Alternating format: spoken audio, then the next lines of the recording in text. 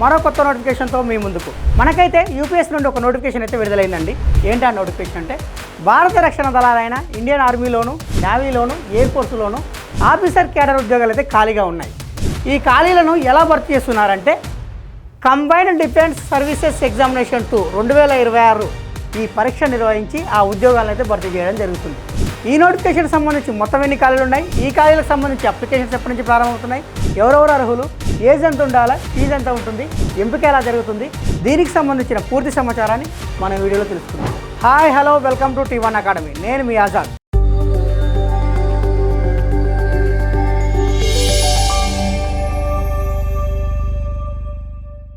UPSC union public service commission మనకి ఏదైనా ఒక సంస్థ నుండి ఒక నోటిఫికేషన్ వచ్చినప్పుడు ఆ నోటిఫికేషన్కి అప్లికేషన్ చేసుకోవడానికంటే ముందు అసలు ఆ నోటిఫికేషన్ ఏ సంస్థ నుండి వచ్చింది, ఆ సంస్థ యొక్క పూర్వపరాలను తెలుసుకున్న తర్వాతనే మీరైతే ఆ నోటిఫికేషన్కి అప్లికేషన్ చేసుకోవాలి. ఇప్పుడు ఈ నోటిఫికేషన్ ఏ సంస్థ నుండి వచ్చింది, ఏ సంస్థ నుండి వచ్చిందంటే యూపీఎస్సి నుండి వచ్చింది. మరి ఈ యూపీఎస్సిని ఎవరు ఏర్పాటు చేశారు, ఎప్పుడు ఏర్పాటు చేశారు, ఎందుకు ఏర్పాటు చేశారో ఇప్పుడు తెలుసుకుందాం. యూపీఎస్సి దీనిని ఎవరు ఏర్పాటు చేశారు, ఎప్పుడు ఏర్పాటు చేశారో తెలుసుకోవడానికంటే ముందు అసలు ఇది ఏర్పాటు కావడానికి గల దారితీసిన పరిస్థితులు ఏంటో మీకు తెలియాలి. UPSC union public service commission మన భారతదేశంలో ఈస్ట్ ఇండియా కంపెనీ ఎప్పుడైతే వచ్చిందో ఆ ఈస్ట్ ఇండియా కంపెనీ పరిపాలనా కాలంలో సివిల్ సర్వీసెస్ ఉద్యోగులు ఎలా నియమించేవారంటే కేవలం నామినేషన్ పద్ధతిలో నియమించేవాళ్ళు. అంటే కేవలం నామినేట్ చేసేటోళ్ళు. ఎవరు చేసేటోళ్ళు అంటే బ్రిటిష్ ఈస్ట్ ఇండియా అధికారులు ఎవరైతే డైరెక్టర్లు ఉంటారో ఆ డైరెక్టర్లే ఈ సివిల్ సర్వీసెస్ అధికారులను అయితే నామినేట్ చేసేవాళ్ళు. ఎప్పటి వరకు అంటే 1854 వరకు. అంటే 1854 వరకు కూడా ఈ సివిల్ సర్వీసెస్ ఉద్యోగులు ఎవరైతే ఉన్నారో వాళ్ళని కేవలం నామినేట్ ద్వారా మాత్రమే ఫిలప్ చేసేవారు. 1854లో ఏమైందంటే లార్డ్ మెకాలే కమిటీ ఏర్పాటైంది. ఈ లార్డ్ మెకాలే కమిటీ ఏం చేసిందంటే ఈ నామినేషన్ పద్ధతిని రద్దు చేసి కేవలం మెరిట్ ప్రతిభ ఆధారంగా మాత్రమే మీరైతే సివిల్ సర్వీస్ అధికారులను ఎంపిక చేయాలని చెప్పేసి ఈ లార్డ్ మెకాలే కమిటీ అయితే ఒక సిఫారసు చేసింది. ఈ లార్డ్ మెకాలే కమిటీ చేసిన సిఫారసును అనుసరించి 1855 నుండి లండన్లో పోటీ పరీక్షలు నిర్వహించి దాని ఆధారంగా మాత్రమే ఈ సివిల్ సర్వీసెస్ అధికారులు ఎవరైతే ఉన్నారో వాళ్ళనైతే ఎంపిక చేయడం జరిగింది. మరి ఈ ఎగ్జామ్స్ ఎక్కడ కండక్ట్ చేసేటోళ్ళు అంటే కేవలం లండన్లో మాత్రమే కండక్ట్ చేసేటోళ్ళు. దీనివల్ల ఏమైందంటే భారతీయులు ఈ లండన్ వెళ్ళి పరీక్ష రాయడం కొంచెం కష్టతరంగా ఉండేది. కాబట్టి 100 మంది రాయాలనుకుంటే అందులో కేవలం 10 మంది భారతీయులు మాత్రమే వెళ్ళి రాసే అవకాశం కలిగేది. అంటే మనకు ఎక్కువ అవకాశాలు లేకపోయేది. ఎందుకు అంటే లండన్లో పరీక్షలు నిర్వహిస్తారు కాబట్టి మనం అక్కడికి వెళ్ళి రాయలేము. సో ఏం చేశారంటే వీళ్ళు లండన్తో పాటు మా భారతదేశంలో కూడా పరీక్షలు నిర్వహించాలని చెప్పేసి డిమాండ్ చేశారు. ఎప్పుడు 1922లో డిమాండ్ చేశారు. అంటే 1922లో ఏం జరిగిందంటే కేవలం లండన్లోనే కాదు మా భారతదేశంలో కూడా పరీక్షలు ఈ సివిల్ సర్వీసెస్ పరీక్షలు నిర్వహించాలని చెప్పేసి డిమాండ్ చేస్తే ఆ డిమాండ్ని అనుసరించి మొట్టమొదటిసారిగా 1922లో మన భారతదేశంలోని అలహాబాద్లో ఈ సివిల్ సర్వీసెస్ పరీక్షలను అయితే నిర్వహించారు. 1922లో అటు లండన్లోను మరియు ఇటు అలహాబాద్లోను ఒకే సమయంలో సివిల్ సర్వీసెస్ పరీక్షలు అయితే నిర్వహించారు. మరి 1922లో అయితే ఇక్కడ పరీక్షలు నిర్వహించారు. అటు తర్వాత ఏమైందంటే 1923లో ఒక కమిషన్ ఏర్పాటు చేశారు. ఏం కమిషన్ అంటే అది రాయల్ కమిషన్. ఈ రాయల్ కమిషన్కి అధ్యక్షత ఎవరు వహించారంటే లీ అనేట ఆయన అధ్యక్షత వహించాడు. అసలు రాయల్ కమిషన్ ఎందుకు ఏర్పాటు చేశారంటే యాక్చువల్గా 1922 వరకు కూడా ఈ యొక్క పరీక్షలు ఎవరు నిర్వహించేవారు అంటే ఈస్ట్ ఇండియా కంపెనీ అధికారులు కానీ లేదా బ్రిటిష్ ప్రభుత్వం కానీ నిర్వహించేది. కానీ 1923లో ఈ రాయల్ కమిషన్ ఏర్పాటు చేసి ఈ సివిల్ సర్వీసెస్ పరీక్షలు నిర్వహించడం కోసం ఒక ప్రత్యేకమైన సంస్థ కావాలి, అది కూడా స్వతంత్రబద్ధంగా ఉండాలని చెప్పేసి దీనిని అధ్యయనం చేయడం కోసం ఒక కమిషన్ అయితే నియమించాలని చెప్పేసి ఈ బ్రిటిష్ ప్రభుత్వం చెప్తే అప్పుడు 1923లో ఈ రాయల్ కమిషన్ ఏర్పాటు చేశారు. ఈ రాయల్ కమిషన్కి అధ్యక్షత వహించింది ఈ లీ అనే వ్యక్తి. ఈ లీ అనే వ్యక్తి ఏం చేసిందంటే దీనిపై అధ్యయనం చేసి 1924లో ఒక నివేదికను ఇచ్చాడు. ఈ నివేదికలో ఏం పేర్కొన్నాడంటే మీరు ఒక పబ్లిక్ సర్వీస్ కమిషన్ అయితే ఏర్పాటు చేయాలి అని చెప్పేసి ఆ నివేదికలో అయితే ఈ లీ అనేట ఆయన పేర్కొన్నాడు. కానీ దానికంటే ముందు కూడా పబ్లిక్ సర్వీస్ కమిషన్ ఏర్పాటు చేయాలనే ఒక ప్రతిపాదన కూడా వచ్చింది. ఏ సంవత్సరంలో అంటే 1919 సంవత్సరంలో. 1923లో ఏర్పాటు చేసిన రాయల్ కమిషన్ ఏదైతే ఉందో ఈ రాయల్ కమిషన్కి అధ్యక్షత వహించిన లీ యొక్క ప్రతిపాదన మేరకు 1926 అక్టోబర్ 1వ తారీఖున పబ్లిక్ సర్వీస్ కమిషన్ అయితే ఏర్పాటు చేయడం జరిగింది. ఎప్పుడు 1926 అక్టోబర్ 1వ తారీఖు నాడు 1926 అక్టోబర్ 1న పబ్లిక్ సర్వీస్ కమిషన్ని ఏర్పాటు చేశారు. అటు తర్వాత ఇది దేనిగా రూపాంతరం చెందిందంటే 1935 భారత ప్రభుత్వ చట్టం ఏదైతే ఉందో ఈ భారత ప్రభుత్వ చట్టం ప్రకారం ఇటు కేంద్రంలోనూ అటు రాష్ట్రంలోనూ పబ్లిక్ సర్వీస్ కమిషన్లు ఉండాలని చెప్పేసి ఈ పబ్లిక్ సర్వీస్ కమిషన్ కాస్త ఫెడరల్ పబ్లిక్ సర్వీస్ కమిషన్ అని కేంద్రంలోనూ ప్రావిన్షియల్ పబ్లిక్ సర్వీస్ కమిషన్ అని రాష్ట్రాల్లోనూ రెండింటిగా వేరు చేయడం అయితే జరిగింది.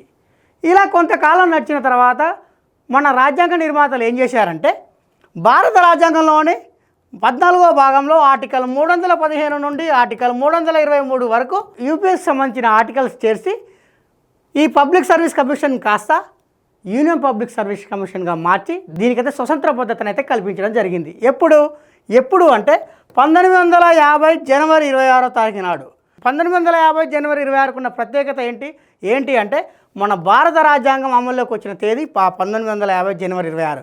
1950 జనవరి 26 నుండి ఈ పబ్లిక్ సర్వీస్ కమిషన్ కాస్త యూనియన్ పబ్లిక్ సర్వీస్ కమిషన్గా అయితే రూపాంతరం చెందింది. అంతకుముందు ఏ పేరుతో ఉండే ఫెడరల్ పబ్లిక్ సర్వీస్ కమిషన్ పేరుతో ఉండే. మరి ఈ నోటిఫికేషన్కి సంబంధించి ఏ అకాడమీలో ఎన్ని ఖాళీలు ఉన్నాయో ఇప్పుడు తెలుసుకుందాం. ఇండియన్ మిలిటరీ అకాడమీ దీనికి సంబంధించి మొత్తం ఖాళీలు వచ్చేసి 100 ఖాళీలు ఉన్నాయి. ఇండియన్ నేవల్ అకాడమీ దీనికి సంబంధించి మొత్తం ఖాళీలు వచ్చేసి 26 ఖాళీలు ఉన్నాయి.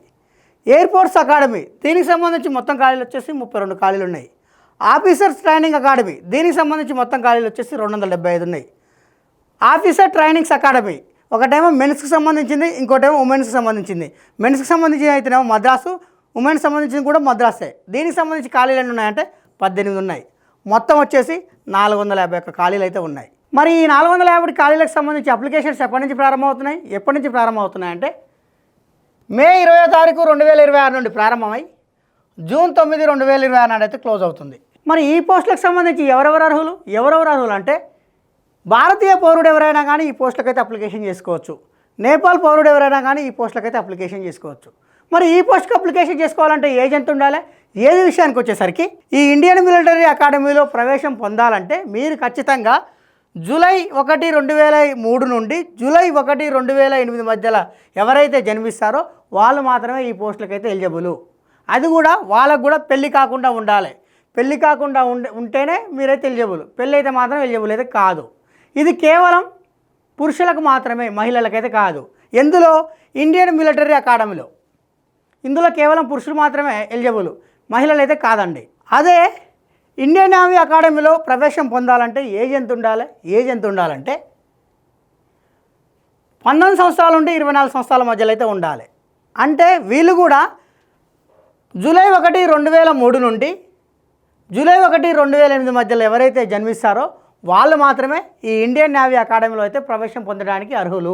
అదే ఎయిర్ ఫోర్స్ అకాడమీలో ప్రవేశం పొందాలంటే వాళ్ళకి ఏజ్ ఎంత ఉండాలంటే 20 సంవత్సరాల నుండి 24 సంవత్సరాల మధ్యలో అయితే ఉండాలి. ఎప్పటి వరకు అంటే జూలై 1, 2020 నాటికి. అంటే జూలై 1, 2020 నాటికి 20 సంవత్సరాల నుండి 24 సంవత్సరాల మధ్యలో ఎవరైతే ఉంటారో వాళ్ళందరూ కూడా ఈ ఎయిర్ ఫోర్స్ అకాడమీలో అయితే అడ్మిషన్ అయితే పొందవచ్చు. ఈ మిలిటరీ అకాడమీలో కానీ, ఈ ఇండియన్ నేవీ అకాడమీలో కానీ, ఈ ఎయిర్ ఫోర్స్ అకాడమీలో కానీ కేవలం పురుష అభ్యర్థులు మాత్రమే ఎలిజిబుల్ అండి. మహిళా అభ్యర్థులు మాత్రం ఎలిజిబుల్ కాదు.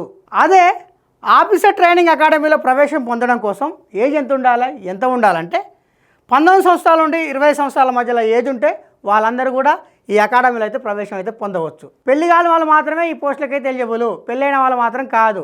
ఒకవేళ పెళ్ళై ఇడాకులు తీసుకొని పిల్లలు కాకుండా ఎవరైతే ఉంటారో వాళ్ళు కూడా ఎలిజిబులే.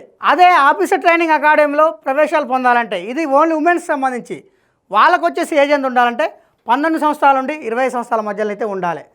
వాళ్ళు కూడా అన్మ్యారీడ్ ఉమెన్ అయి ఉండాలి, పెళ్లి కాని వాళ్ళు మాత్రమే ఉండాలి. మరి ఈ పోస్టులకు అప్లికేషన్ చేసుకోవాలంటే ఎడ్యుకేషనల్ క్వాలిఫికేషన్ ఏంటి? ఎడ్యుకేషనల్ క్వాలిఫికేషన్ విషయానికి వచ్చేసరికి ఒక్కొక్క అకాడమీకి సంబంధించి ఒక్కొక్క విధంగా ఎడ్యుకేషనల్ క్వాలిఫికేషన్ అయితే ఉన్నాయి. ఇప్పుడు మనం ఇండియన్ మిలిటరీ అకాడమీలోను మరియు ట్రైనింగ్ అకాడమీలోను ప్రవేశాలు పొందాలంటే ఎటువంటి ఎడ్యుకేషనల్ క్వాలిఫికేషన్ కావాలంటే వాళ్ళు ఖచ్చితంగా ఏదైనా గుర్తింపు పొందిన యూనివర్సిటీని అయితే డిగ్రీ క్వాలిఫై కావాలి. అదే ఇండియన్ నేవల్ అకాడమీలో ప్రవేశం పొందాలంటే ఆయన ఖచ్చితంగా ఏదైనా ఇంజనీరింగ్ డిగ్రీ పూర్తి చేసి ఉండాలి, లేదా బీఎస్సీ అయినా పూర్తి చేసి ఉండాలి. ఈ బీఎస్సీలో కూడా ఫిజిక్స్ అనేది ఒక కోర్ సబ్జెక్టుగా ఉండాలి. ఫిజిక్స్ అనేది ఒక కోర్ సబ్జెక్టుగా ఉండి బీఎస్సీ ఎవరైతే క్వాలిఫై అవుతారో వాళ్ళందరూ కూడా ఈ ఇండియన్ నేవల్ అనే అకాడమీలో అయితే ప్రవేశం పొందవచ్చు. దానితో పాటు వీళ్ళకి ఇంటర్లో ఖచ్చితంగా ఫిజిక్స్ మరియు మ్యాథ్స్ అనేది సబ్జెక్టుగా ఉండాలి. అంటే ఇంటర్లో ఫిజిక్స్ మరియు మ్యాథ్స్ అనే సబ్జెక్టుగా ఉండి డిగ్రీలో ఫిజిక్స్ అనేది ఒక కోర్ సబ్జెక్టుగా ఉండి బీఎస్సీకి ఎవరైతే పూర్తి చేస్తారో వాళ్ళు మాత్రమే ఈ ఇండియన్ నేవల్ అకాడమీలో అయితే ప్రవేశం పొందడానికి ఎలిజిబుల్. ఒకవేళ ఈయనకు ఫిజిక్స్ లేదు, మ్యాథ్స్ లేదు, కేవలం ఫిజిక్స్ ఉంది, మ్యాథ్స్ లేదు, ఈయన ఎలిజిబుల్ అంటే కాదండి. ఖచ్చితంగా ఫిజిక్స్ మరియు మ్యాథ్స్ ఈ రెండు అయితే ఖచ్చితంగా ఉండాల్సిందే. అదే ఎయిర్ ఫోర్స్ అకాడమీలో ప్రవేశం పొందాలంటే ఎటువంటి ఎడ్యుకేషనల్ క్వాలిఫికేషన్ కావాలి? ఎటువంటి ఎడ్యుకేషనల్ క్వాలిఫికేషన్ కావాలంటే వాళ్ళు ఖచ్చితంగా ఏదైనా గుర్తింపు పొందిన యూనివర్సిటీ నుండి డిగ్రీని అయితే క్వాలిఫై కావాలి. ఈ డిగ్రీతో పాటు వీళ్ళకు ఇంటర్లో ఫిజిక్స్ మరియు మ్యాథ్స్ అనేది సబ్జెక్టుగా ఖచ్చితంగా ఉండాలి. ఫిజిక్స్ మరియు మ్యాథ్స్ అనేది రెండు సబ్జెక్టుగా ఇంటర్లో ఉండి డిగ్రీ ఎవరైతే క్వాలిఫై అవుతారో వాళ్ళందరూ కూడా ఈ ఎయిర్ ఫోర్స్ అకాడమీకి అయితే ఎలిజిబుల్. మరి ఈ పోస్టులకు అప్లికేషన్ చేసుకోవాలంటే ఫీజు ఎంత? ఫీజు విషయానికి వచ్చేసరికి ఫీమేల్కు, ఎస్సీ వాళ్ళకు, ఎస్టీ వాళ్ళకు వీళ్ళకైతే ఫీజు లేదండి. వీళ్ళు కాకుండా మిగతా వాళ్ళు ఎవరైతే ఉన్నారో వాళ్ళకు వచ్చేసి 200 రూపాయల అప్లికేషన్ ఫీజు అయితే ఉన్నది. మరి ఈ ఫీజును దేని ద్వారా చెల్లించవచ్చు? దేని ద్వారా చెల్లించవచ్చు అంటే క్రెడిట్ కార్డు ద్వారా చెల్లించవచ్చు, డెబిట్ కార్డు ద్వారా చెల్లించవచ్చు, యూపీఐ ద్వారా కూడా ఈ ఫీజును అయితే చెల్లించవచ్చు. మరి ఈ పోస్టులకు సంబంధించి ఎంపిక ఎలా ఉంటుంది?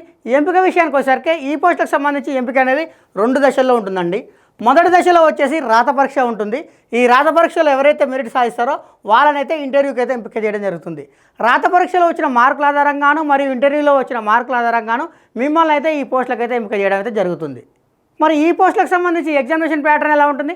ఎగ్జామినేషన్ ప్యాటర్న్ విషయానికి వచ్చేసరికి అక్కడ అకాడమీలో ఏవైతే చెప్పుకున్నామో ఆ అకాడమీకి సంబంధించి ఒక్కొక్క అకాడమీకి అయితే ఒక్కొక్క ప్యాటర్న్ అయితే ఉన్నదండి.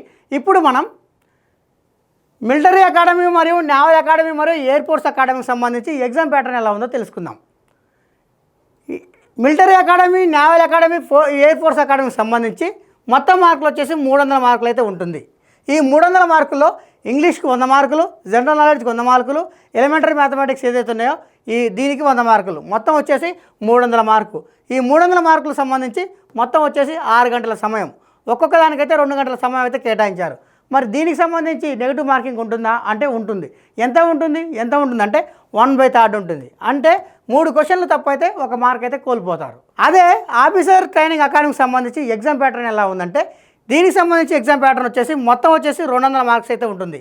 ఈ 200 మార్క్స్ కూడా ఇంగ్లీష్లో 100 మార్కులు, జనరల్ నాలెడ్జ్లో 100 మార్కులు. దీనికి సంబంధించి కేటాయించిన సమయం ఎంత అంటే 2 గంటలు, ఒక్కొక్క దానికి 2 గంటలు, అంటే మొత్తం 4 గంటల సమయం అయితే కేటాయించడం జరిగింది. మరి వీటికి సంబంధించి నెగిటివ్ మార్కింగ్ ఉంటుందా అంటే ఉంటుంది. ఎంత ఉంటుంది అంటే దీనికి కూడా 1/3 ఉంటుంది. అంటే 3 క్వశ్చన్లు తప్పైతే 1 మార్క్ అయితే కోల్పోతారు. మరి ఈ పోస్టులకు ఎంపికైన వాళ్ళకు ప్రొబేషన్ పీరియడ్ ఉంటుందా అంటే ఉంటుంది. ఎన్ని సంవత్సరాలు ఉంటుంది అంటే కేవలం 6 నెలలు మాత్రమే వీళ్ళకైతే ప్రొబేషన్ పీరియడ్ అయితే ఉంటుంది. మరి ఈ పోస్టులకు సంబంధించి ఎంపిక అనేది 2 దశల్లో అని చెప్పుకున్నాం. మొదటి దశలో రాత పరీక్ష అని చెప్పుకున్నాం. మరి ఈ రాత పరీక్షకు సంబంధించి ఎగ్జామినేషన్ సెంటర్స్ ఎక్కడెక్కడ ఇచ్చాడంటే మన ఉమ్మడి తెలుగు రాష్ట్రాలకు సంబంధించి ఆంధ్రప్రదేశ్లో అయితేనేమో తిరుపతి, విజయవాడ, విశాఖపట్నం అయితే ఇచ్చాడు. అదే తెలంగాణ విషయానికి వచ్చేసరికి హైదరాబాద్, హన్మకొండనైతే మీకు ఎగ్జామినేషన్ సెంటర్గా ఇవ్వడం అయితే జరిగింది. మరి ఈ పోస్టులకు సంబంధించి ఎగ్జామ్ ఎప్పుడు ఉండొచ్చు అంటే సెప్టెంబర్ 13, 2024 నాడైతే ఉండవచ్చు. ఇలాంటి ముఖ్యమైన అప్డేట్స్ కోసం సబ్స్క్రైబ్ చేసుకోండి T1 అకాడమీ.